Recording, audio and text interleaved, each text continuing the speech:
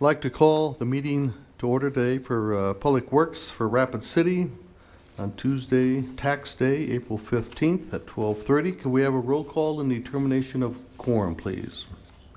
Roberts. Here. Sechrist. Here. Pettigrew. Here. Ham. Lehman. Here. A quorum is present. Thank you. Can we have a motion for the adoption of today's agenda? We'll now move into our general public comment period, and this is a time for members of the public to discuss or express concerns to the committee on any issue, not limited to items on the agenda. Action will not be taken at the meeting on any issue not on the agenda, except by placement on the agenda by unanimous vote of the council members present. I have one speaker request form today from Jeremy Muth. That's on item 8. Okay, thank you, Jeremy.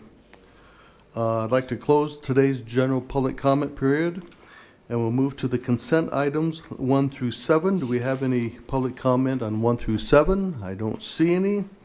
So can I have a motion, please, to pull items 1 through 7, or does someone want to pull one of the items? Pull one. You do? Number 6. Okay, can we have a motion then to approve items 1 through 7, leaving 6 off the list, and we'll go back to that. Second. All those in favor? Aye. Motion passes. Councilman Roberts, item 6. Thank you very much. Do you want me to read it in for you? Go ahead, John. Thank you. PW 041525-05 authorized staff to add extended warranty to the purchase of a 2026 Freightliner 114 SD Plus conventional chassis approved for streets by the City Council on November 4th, 2024. The cost of the warranty is $8,165, increasing the total purchase price to $157,160. And my question is, I just want to know what the warranty covers. I was trying to find that, and I wanted to find out what the extended warranty covered.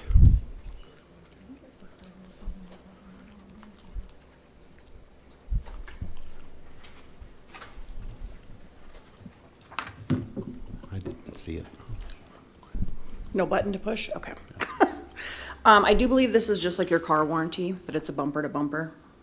I did not read the warranty documents myself, but this is the warranty we put on all the vehicles. This one just happened to be ordered by a different department, and it was missed back in November. And when I ordered the 2 new trucks that were on last week's agenda, they asked if I wanted to add this because the truck hadn't been built yet, and I said yes. So, but I can absolutely find out what it is covered if you'd like, and I can send you that information.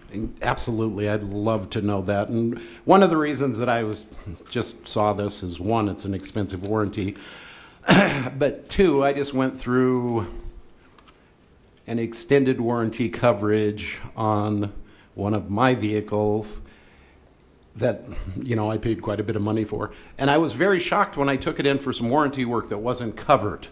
You would think brakes would be something that's covered under an extended warranty. Well, it was not. And I had to put a $3,000 set of brakes on my car. So I was not happy about that one bit, paying X amount of money for an extended warranty. And then it's just nice to know what it covers. That would be considered under routine maintenance, those types of items. This would be like if the transmission failed, if the radio fails, if anything mechanical in nature fails. So something that's not attributed to general maintenance. So if you run it out of oil and the engine blows up, well, that's not going to be covered. But as long as you maintain it properly, it would be bumper to bumper. So it would cover anything major mechanical within the vehicle. And I'm just curious if we track any of that, if we know how much of this warranty work we've actually used over the years, because it may or may not be paying for itself. And it'd be kind of interesting to know. It could be somewhere we could save some money for the taxpayers. So, Mr. Chair, Yes. I will say we do not have the Fleet most manager? robust record management for our reimbursements from some of these. We are starting to do that now, but I don't think we'd be able to provide you the historical documentation that you'd like, and I think that does make sense. We are starting to stand that up now so that we'll be able to provide that in the future. But we'll definitely get you the warranty documents today so that you guys can review them and see what it all covers. Thank you, I appreciate that. Jesse? Just, so in the past, we didn't really, warranties wasn't something that the street department really looked into. That's something that we're doing now. So within the last year, yes, we are tracking what has went in under warranty and how much it saved us. But just about the last year is all since I started there. So I can get you those numbers on what we've ran for warranty, but I only have a year's worth of data. It'd be interesting, I'd like to see it. Okay. Thank you.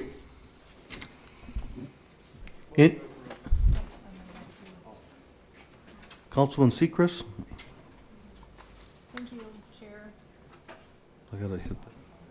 Thank you, Chair. I wasn't going to bring this up, but since we have this item pulled, when I was reviewing item number 6, immediately kind of drew my attention back to item 5, which seems very similar with the purchase request for a dump truck that the streets department would use at $150,000. So does this item number 5 also include the extended warranty that's included in item number 6 as a purchase price?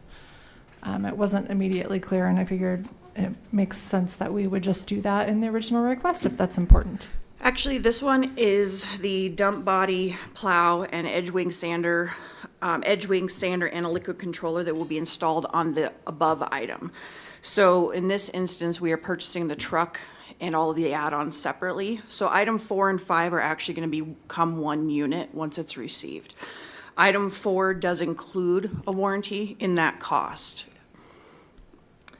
I got you. Thank you so much. I really appreciate when you include a photo so I can know, just not being a heavy equipment background myself, it's hard to tell when we're reading through this what the request is actually for. And I guess without going out and doing research and Google searching my own, but They actually don't give us photos of all the extras. We just sometimes they do. the truck they do, but not like the dump bodies and things like that. All I get is a line out quote from Northern Truck. Thank you, Daniel. I appreciate it. Thanks for the explanation, Lindsay. Those in favor of approving item number 6, say aye. Is there a second? Or do we have that? Okay. Motion approved. Now we're on to, all in favor, say aye. Okay, that's the end of the consent calendar. Now we'll move on to the non-consent items 8 and 9. At this time, we do have a public comment on, this would be item number 8 from Jeremy Muth.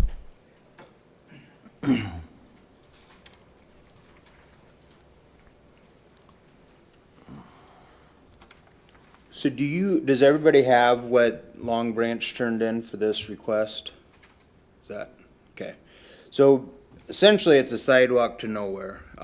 All of Seeger going west, we're pretty much on that corner there. There's absolutely no sidewalk going west.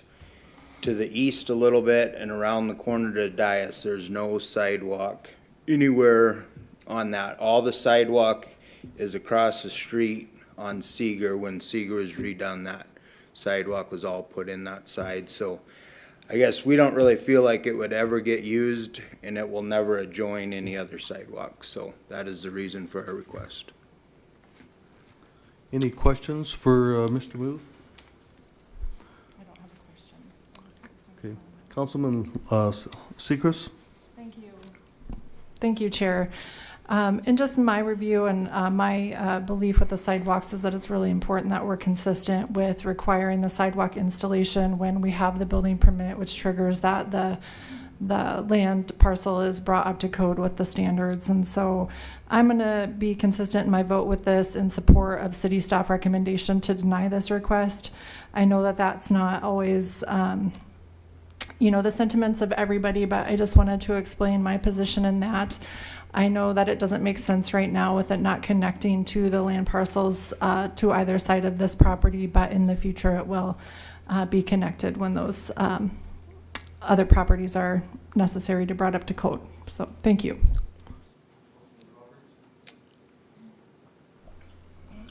Thank you. And I'm going to be consistent too, because I would support this, because there isn't a single sidewalk on that entire block. Not only around the corner, but there's nothing in the entire block. And the city paid for the sidewalks across the street when Seeger Drive was done. So now we're making the people on the opposite side of the street pay for their own sidewalks. So I would be supporting this request. When the city finally decides this is a priority, instead of piecing them in here and there and here and there, and they actually get the backbone to call in everybody in the entire block, then I would vote for that. But until now, no, I don't support it. I don't support what Lindsay's doing. I support the request for the variance. Thank you.